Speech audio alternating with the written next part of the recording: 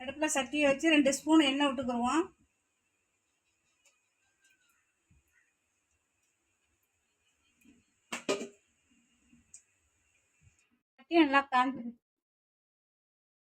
சட்டி நல்லா காஞ்சிட்டு கடுகும் உளுந்தும் சேர்த்துக்கலாம்.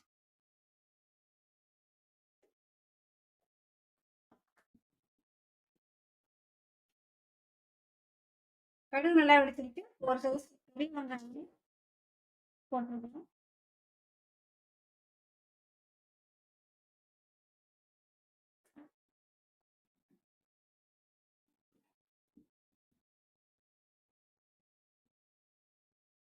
வெங்காயத்தோட 2 பல்லு பூண்டு தட்டி வச்சுருக்கேன், அதையும் போட்டுக்குவோம்.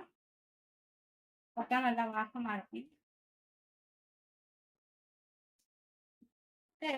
கருவேப்பிலை போட்டுக்கலாம். தக்காளி போட்டுக்கிடுவோம். பெரிய சைஸ் தக்காளி போட்டுருக்கேன்.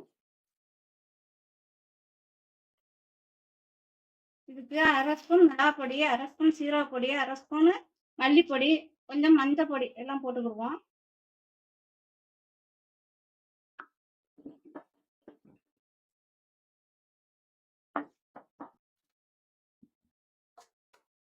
இப்போ தக்காளி வெங்காயம் எல்லாம் நல்லா போட்டுக்குவோம்.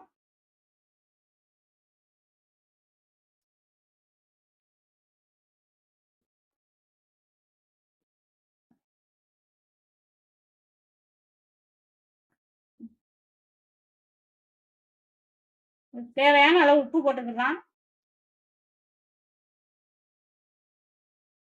1 கிளாஸ் தண்ணி ஊற்றி நல்லா வேக விட்டுக்கணும்.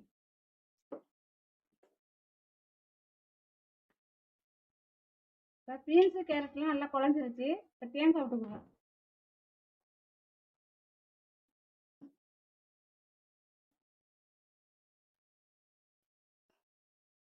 ஒரு 5 நிமிஷம் கிடக்கட்டும்.